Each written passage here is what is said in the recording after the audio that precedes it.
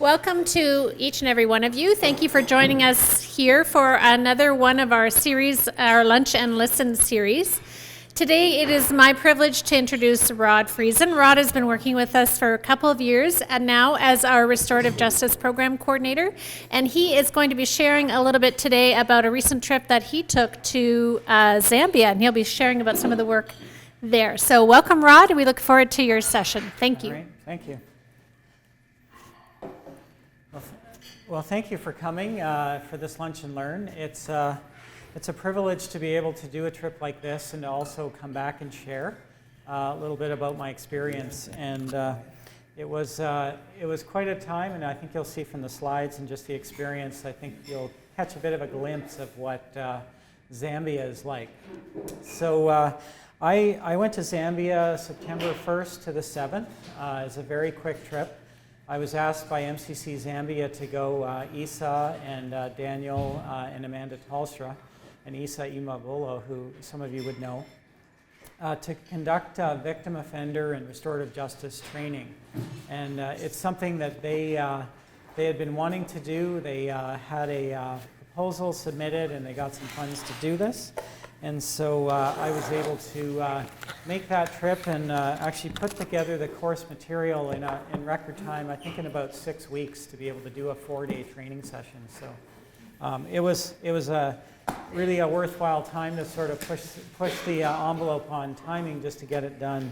And some of the major issues that Zambian Corrections wanted to address, and there's really a will at the political level, which is really quite amazing, is to address the systems of increased violence within the prison system and also the reintegration of offenders when they get out of the prison. And so I was able to meet with many top leaders as well who were also attending the training and also there to support the training as it went on. The big challenge in Zambian prisons is overcrowding, and right now the prisons there are meant to house 8,000 prisoners or housing 21,000 inmates. So you can imagine that the overcrowding is creating lots of tension. Prisoners don't have basic things like mattresses, blankets, hygiene items, and they're in a very compressed space. This just results in ongoing violence and the challenge of the prison guards to deal with the violence as well. And in many ways, Zambia had a very punitive prison system until the reforms in the last decade have started. But the major challenge that is sort of backing up the prison system is also the justice system. And the justice system is, as you can see here, moving at a glacial pace. So somebody could have a very simple charge in Canada that would be dealt in civil court. In Zambia, they would be dealt in criminal court, and that may take many months or years to have your case heard. So something even as simple as, in one case I heard, a tailor had a deal that didn't go right with a customer. The customer phoned the police, and the tailor did over a year in jail for that situation that equated to about $14 in the news story. So when he went to the justice of the peace, the judge to have the case heard, they heard the case and said, well, it's only a 6-month sentence, but he had already done a year, so they just let him out. So people are repeatedly doing long sentences, and the sentences, and by the time they get to have a hearing, they've already done more time than they would have gotten being sentenced in the first place. So it's a really particular challenge that's pressing the country. The other situation is the overcrowded cells. And this cell was originally designed to house 5 to 6 prisoners, but it's now holding up to 100 prisoners. So there are stories that I've heard where prisoners have to sleep standing up or sleep and they all have to move at the same time to, and imagine you sleep in bed and you might flip and toss and turn. There, they don't even have that luxury, so they actually all have to coordinate if they want to move every few hours. So it's really quite mind-boggling when you consider, it really doesn't probably need to be this way. The challenge is that the criminal procedure code gives police 24 hours from the moment of arrest to get the accused into court, but this is just slowing down because the system is just so incredibly bogged down. So it can take many months or many years.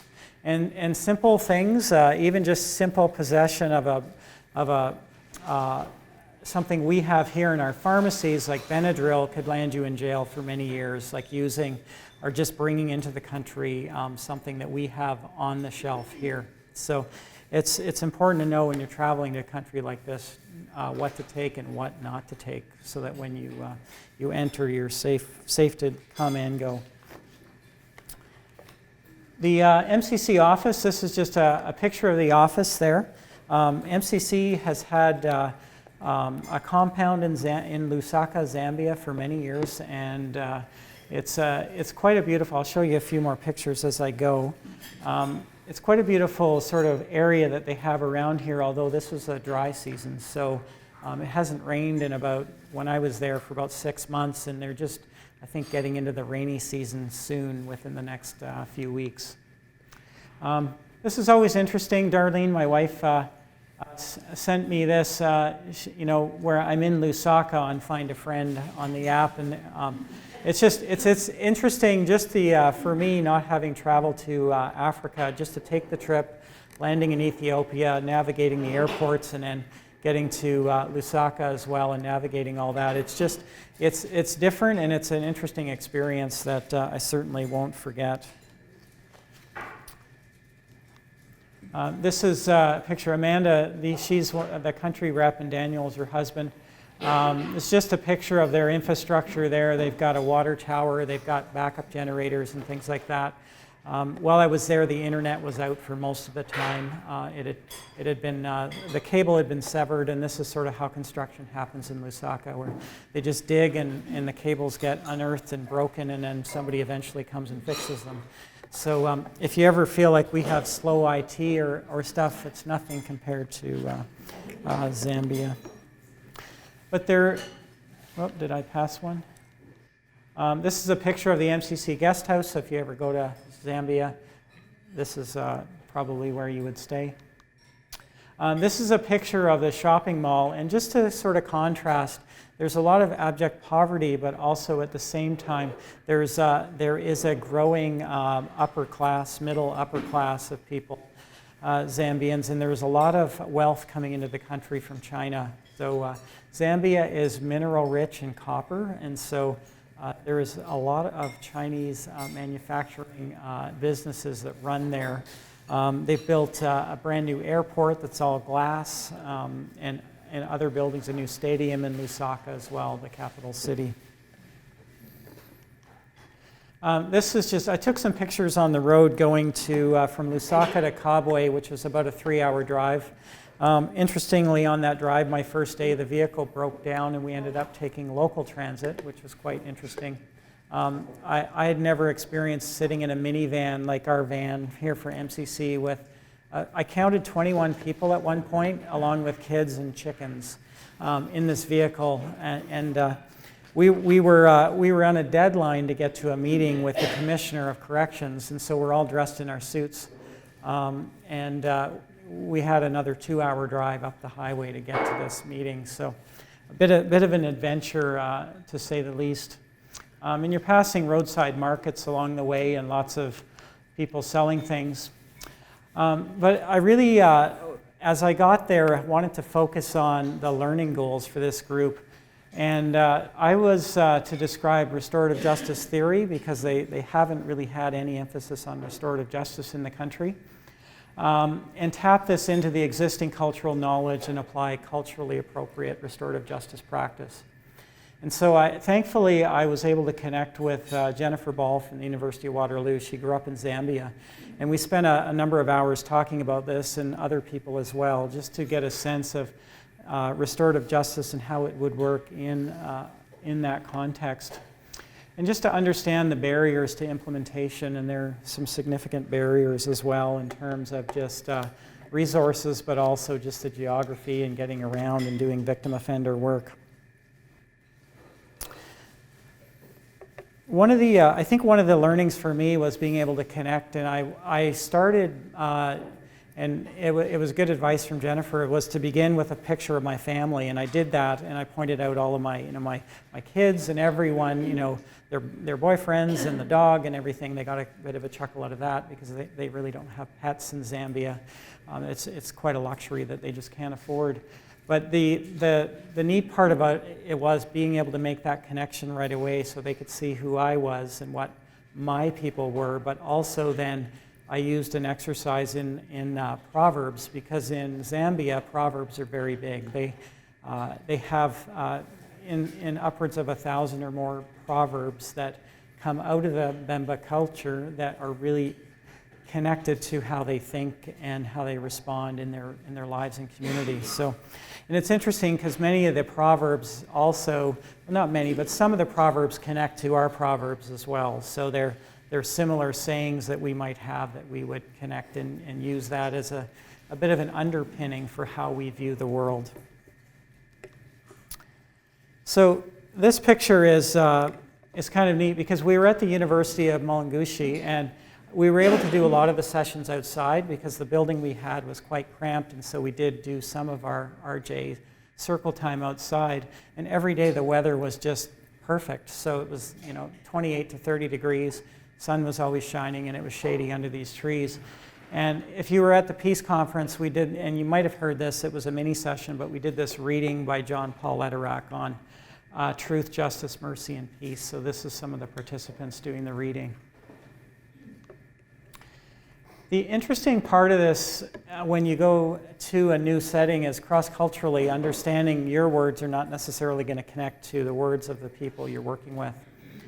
And facilitation and mediation were one that were interesting, and there was a bit of quite a bit of discussion actually around the differences, and there would be in our context as well. But other words like empathy, self-care, leisure time are just not words that necessarily connect in that culture.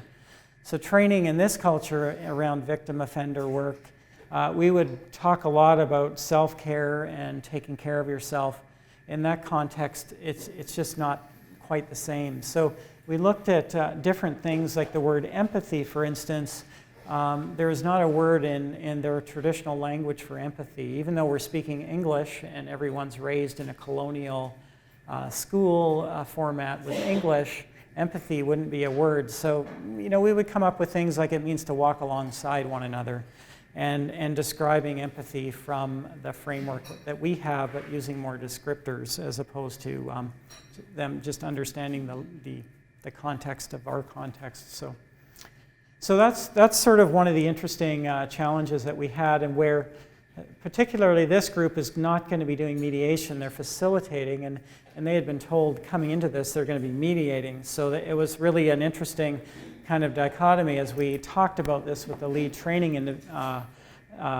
individual about the reason we call facilitation and victim offender work is that we're facilitating a process between victim and offender. We're not mediating the process, which is different. So some of these cultural connections, I was able to also bring in our own context here in Canada around, we have cultural things like inukshuks, and using other imagery like restorative justice is more like a compass than a map, so that it guides us in a general direction of questioning, but it doesn't necessarily give us all the answers. And what was really neat about this is the individuals coming to this training were incredibly well educated. They were very adaptable to the training, and they gravitated to the concepts very, very quickly. So that was the neat part of it. So after the truck broke and we got up to, finally got up to Kabwe to begin this journey of teaching, we actually met at the headquarters for corrections. And the power went out shortly before we were signing our MOUs. So everyone, and if you could see, this room had officers all dressed in their number 7 uniforms, which is a very formal uniform. And they looked fairly intimidating. And we're signing this MOU with the Zambian Correctional Department there, And I think there's another picture there. There's Daniel, he's the MCC rep. And there's the Deputy Commissioner General of Corrections shaking his hand, so to the light of cell phones. So. This is a picture of the main university there. It's sort of a sprawling campus. I mean, not unlike University of Waterloo in terms of size, but it certainly has a variety of buildings, and this is where many go to be educated in Zambia. This is a picture of the graduating class after 5 or 4 days, I guess. And this is their number 7 uniform. So I actually asked them, do you have like 7 uniforms? And I guess they do. They have a winter uniform and they have a uniform for their daily work. And it's easier, I guess, if you're the officer in charge to tell everyone how to dress by the number. So that's how they do it. So, and then if you don't know Isa is, he's been to Canada. He did a Master's of Peace and Conflict Studies here. And I got to know him. He was in the program just after I was actually one of his co-teachers with Lowell Ewart when he was here. So got to know him a little bit. This is just a picture of us outside the campus. And this is the lead training officer for Zambian Corrections. She's a very young woman, but very, very bright and very well respected by her leaders. And what I noticed was in this training, we had almost a 50-50 split of women to men in the training. There were more women who were supervisors that came to the first day that I don't have a picture of here. But the new generation, I think, of Zambian professionals coming out really want to see change in the system. And they're really interested in seeing those, the prison system change, but many other systems change. So I think it'll be interesting to see what happens in the next 20, 30 years in Zambia as these individuals begin to make changes in the system. See, this is, they were doing the reading there. This is me. If you can see this hill behind here, any guesses as to what that is? That's an anthill. It's, they're all over. I didn't even know what it was, and somebody told me what it was. But it's a massive anthill. They're really high. So that's, and again, it's kind of unreal. At this picture, I wish I could have recorded. I'm doing this large peace circle. There's about 50 people all in a circle, and a woman literally bikes by with a goat strapped to the back, and the goat is bleeding. It's making this noise as it's being taken to its village, right? And it's done in a humane way. It's kind of, they have these carriers to put goats on the back of their bicycles. So it's just kind of like, you get that feeling like in Canada that would really never happen. So you're kind of in this surreal environment where it's sometimes hard to believe you're where you are training. This is a picture of some of the participants, and what was interesting is I'm glad I checked with Amanda and Daniel. In this culture, if you're not dressed up in a suit and tie every day as the lead facilitator, you're not seen as credible. So this did require me to go out and buy a new wardrobe actually to get through the week. But the other part of it was the participants didn't dress up that, like I was. So it's just kind of interesting. It's just a very different way of being and thinking. This is a picture of the launch ceremony. We had Zambian media there. There was some, I think, television as well as radio was there to launch this endeavor. And what was interesting is when we started this week, the lead individual, and it's this guy here who's the Commissioner Mwanza, and this fellow Lloyd, he's like the Chief Operating Officer for the Zambian Corrections. This individual here basically said to everyone, we are moving from punitive to restorative justice, and we're moving. We're not going to do the same things we did. We're changing. And restorative justice and peace building and creating an environment of peace in the prisons is our main goal. And it's also noteworthy that the top guy, the Commissioner General for Zambia Corrections, is a medical doctor. So he talked about the importance for him as a medical doctor of providing the right infrastructure and the right type of reintegration and the right programs in prison. So they've actually, this fellow here actually came to GVI a couple of years ago and did some study around Canadian prisons, Commissioner Mwanza. So it's interesting, he was very interesting to talk to just about making these changes, and he oversees all of the chaplaincy for the prison system.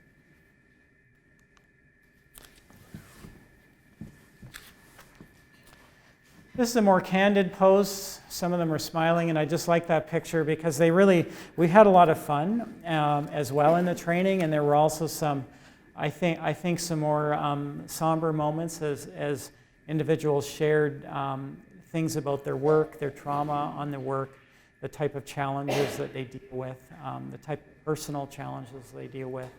And so it was rewarding in the sense that this group really was able to let me in to be able to do this training in a way that even on the way back from the training, they said, they hadn't seen that happen before. So I think it was definitely the preparation and as well just the opportunity, was just right in terms of their receptivity to learn restorative justice. Because I wasn't aware before leaving what the prison staff might have wanted to, what receptiveness they would have toward this training.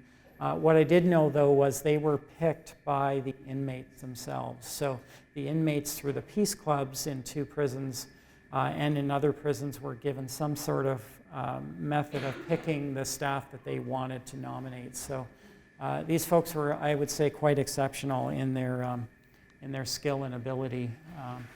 And I haven't heard, I've asked Isa for some stories. I wasn't able to get any before this, but I'm hoping to hear how they're doing as they launch this endeavor. They're starting off with more minor cases of, in the prison, and then the goal is to move into the community and do victim offender work so that when people are reintegrated into their villages, that the village will accept that person, or there's some work done in terms of reentry.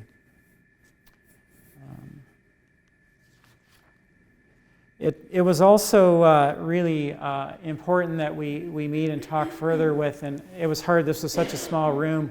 This is the sort of the chief operating officer for the prison, but the Home Office for Zambia also sent a representative from their director of human resources, and he came and just was a part of this launch as well.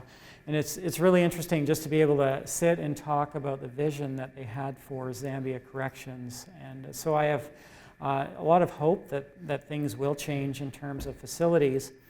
And the prison system, and this individual here would love to see the prison system change, but the tax base to create the type of infrastructure that they need there is the challenge. So they're branching out into social enterprise and agriculture and different things so that they can start to fund their own prison changes that they need to make and improve their own facilities, because the challenge is that the government just does not have the funds, or says they don't have the funds to make those necessary changes.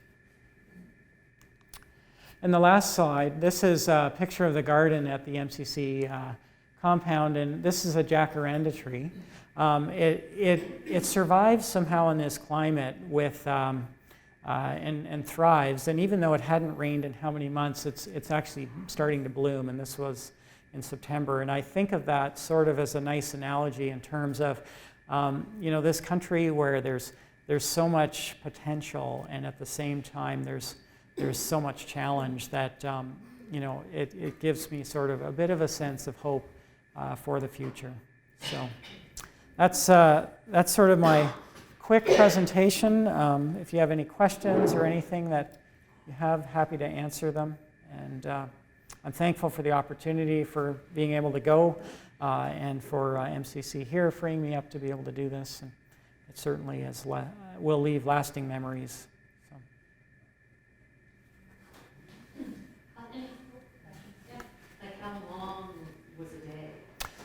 It was a long day, so I was training every day from 8:30 till 6 at night, and because they wanted to maximize the time I was there, and I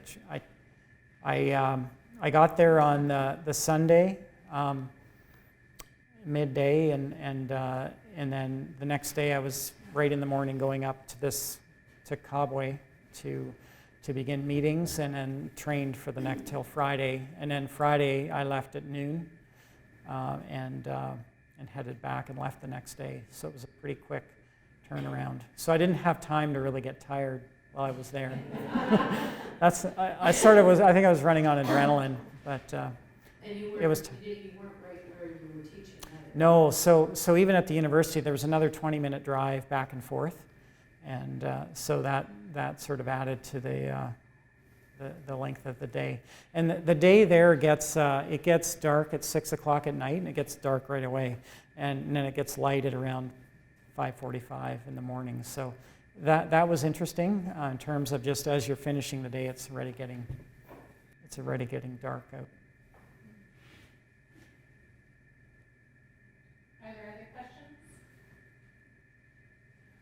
Is there any kind of follow-up or sort of a check-in like a year later to see how they're doing in terms of Okay, yeah, a good they question. got things built in themselves? Yeah, so MCC is going to be doing the monitoring and evaluation along with Zambian Corrections. So this pilot project is for this next year, working in 7 prisons, and the goal is then to spread it out to 58 prisons. And essentially what they're doing is there's monitoring and evaluation within the project, and this week, probably today, Isa and Daniel will be starting their first check-in. So that will happen regularly, and they're probably going to next year train more prison officers in restorative justice and make it part of the college curriculum for officers. So it'll grow gradually as they can. Yeah. Yeah. I just want to make a comment. I think it's phenomenal. It's just phenomenal that you're able to share that kind of thing in Zambia. And I know from the work that Isa has done, even things like able to lobby the government to stop corporal punishment in schools. That was through an MCC partnership. So the kind of changes happening on a country level is phenomenal. Yeah, to me, I don't know if this seems almost unprecedented that being able to sit with the top leaders of, like here, I can't imagine getting that type of airtime, but also just to be able to see their vision for restorative justice and peace building is impressive. And they've dedicated 24 officers to rolling this out this year. So, yeah.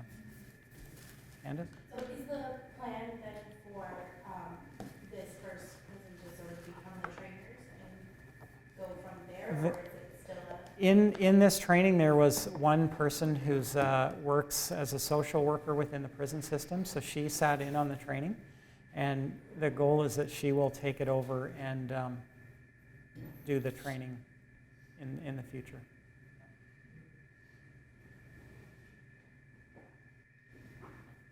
All right.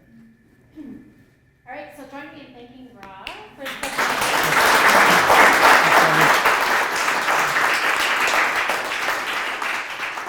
It is Restorative Justice Week, and how fitting to start with this example about how some of our work can have a significant impact in a country like Zambia.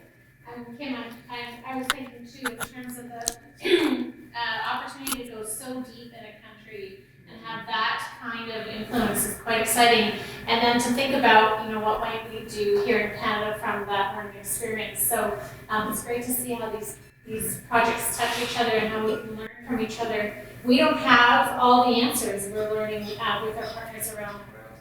Thank you very much for your attention today. Enjoy the rest of your day.